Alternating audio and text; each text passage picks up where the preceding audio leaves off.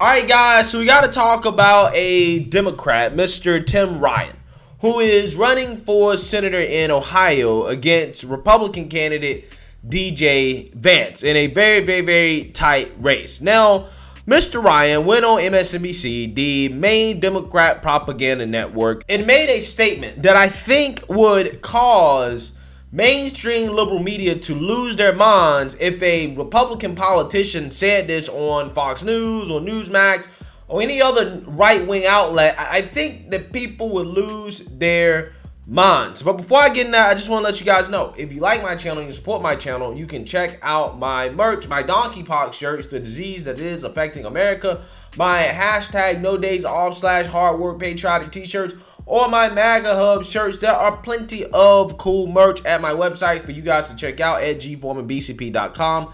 Get 20% off using discount code gforemanbcp. So without further ado, let's go ahead and roll this clip of Democrat Senate candidate from Ohio, Tim Ryan, declaring that the Democrats, or that we, America, must kill and confront the, quote, extremist Republican movement.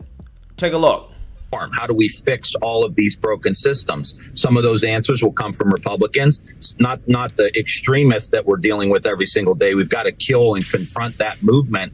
But working with normal mainstream Republicans, I think that's going to be really, really important, because we have to reform these systems. And I will tell them too, like, we got to get the government out of our business. I'm all in on that. You see the Dobbs decision. You see, in Florida, where they're trying to punish businesses. J.D. Vance is all in on that, punishing businesses because they don't necessarily have the business culture that these ideologues want them to have.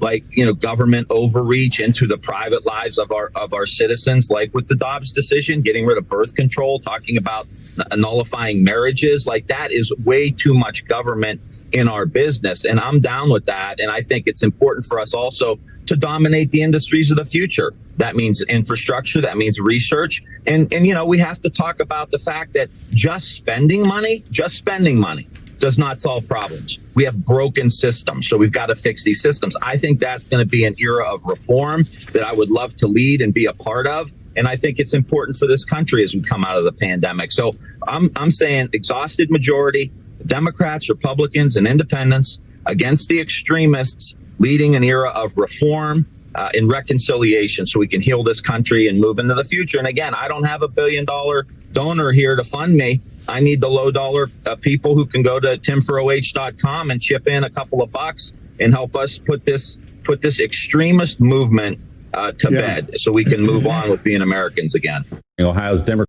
Yeah, so there you have it. A Democrat senator candidate that is openly saying on MSNBC, national news, that we must confront and kill the Republican extremist movement. That we also have to put them to bed in order to move forward as a country.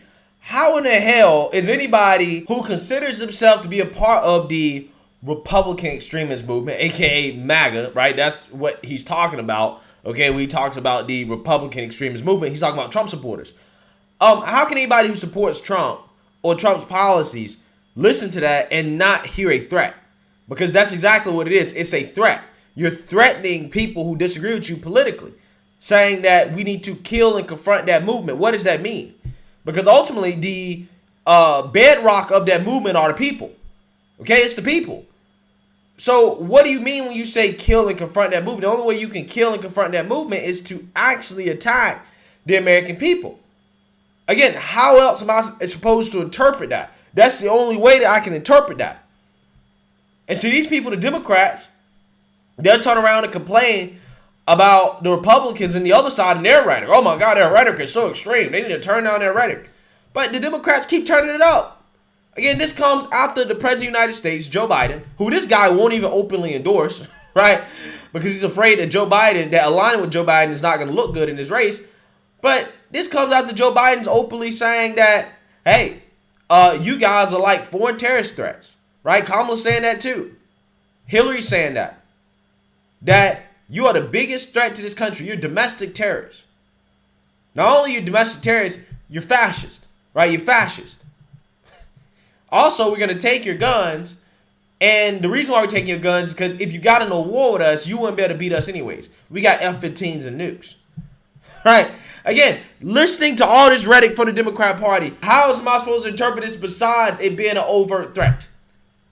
So again, you got Democrat politicians openly making threats to the people of this country.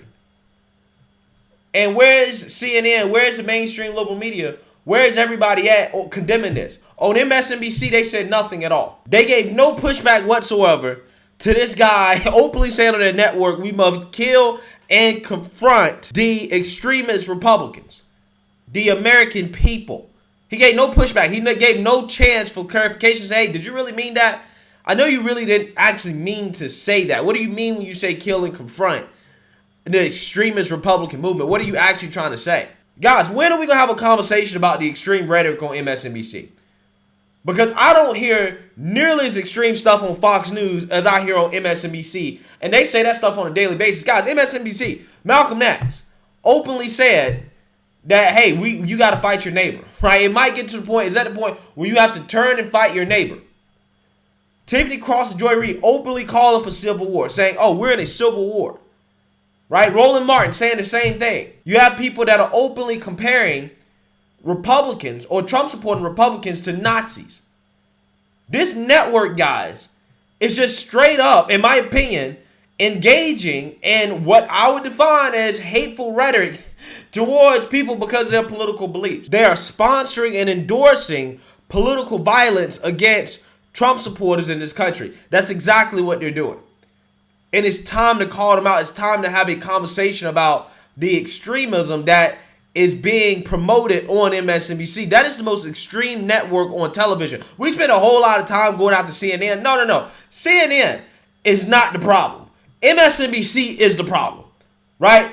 They're the ones that are openly radicalizing people in this country. That network right there. I'm so serious. That is a far leftist extremist network. They are sponsoring political violence. That's the point that it's gotten to. So with that being said, the Democrats, their political strategy, I think, of attacking Trump supporters, right, as some type of extremist fringe group of people in this country, it's a serious miscalculation. For example, this guy Tim Ryan, he's running in a tight race with DJ Vance. Ohio has historically been a swing state. Now, last election, it went 6 or 7 points to Trump. So a lot of people are assuming that Ohio was red. However, what people don't understand, or what Tim Ryan here is miscalculating, is that they believe that Trump supporters are the minority in the Republican Party, when that's just not true. Almost all of the Republican Party is MAGA. They're not all supporters of Trump demand, but nearly all of the party, 95% of the party, it's probably more like 98, 99% of the party, really, they support the MAGA movement, right? Or the MAGA philosophy or MAGA policies. Because if they're not supporting Trump demand, they're supporting Ron DeSantis, who is MAGA. If they're not supporting Ron DeSantis or Trump, they're probably supporting somebody like, I don't know, Ted Cruz. But overwhelmingly, it's Trump and DeSantis. That makes up, what, at least 95% of who Republicans support as the leader of the party. Both of them are MAGA. So when you say that you're trying to confront the extremist Republican movement, aka MAGA, most of the Republican Party, 95% of the Republican Party of conservatives, they hear that and they say, oh, he's talking about me. He's saying he must kill and confront me. That to me doesn't sound like a winning message from a candidate that sounds like he's trying to be bipartisan. He's trying to call out the Democrats on their spending, on their extremism, but at the same time, he's also trying to position himself as somebody that can work with Republicans, but not knowing that a majority of Republicans are the MAGA extremists that he wants to kill and confront. Again, Democrats are extremely ignorant on the Republican Party. They don't understand the Republican Party. They think that the Republican Party is still the party of Bush and Dick Cheney and Mitch McConnell. No, that's not it. This is the party of MAGA. If you're not supporting Trump, you're probably supporting Ron DeSantis. And if you're not supporting Trump or Ron DeSantis, you're supporting somebody that supports them and their policies. Nobody's supporting the Liz Cheneys and the Mitch McConnells of the world outside of the donors. outside of the rich. That's it. But the base, the people, they're MAGA.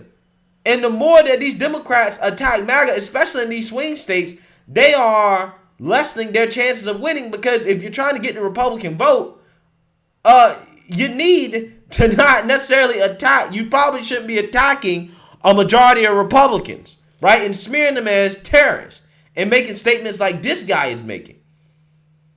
Not a good campaign strategy, in my opinion, man. But hey, we'll see what the outcome of this election will be. It will be a tight race that I think is probably an indicator in regards to maybe a preview of what 2024 could be. Let me know what you guys think. Make sure you like, comment, and subscribe. Most importantly, share a Black conservative perspective. Peace.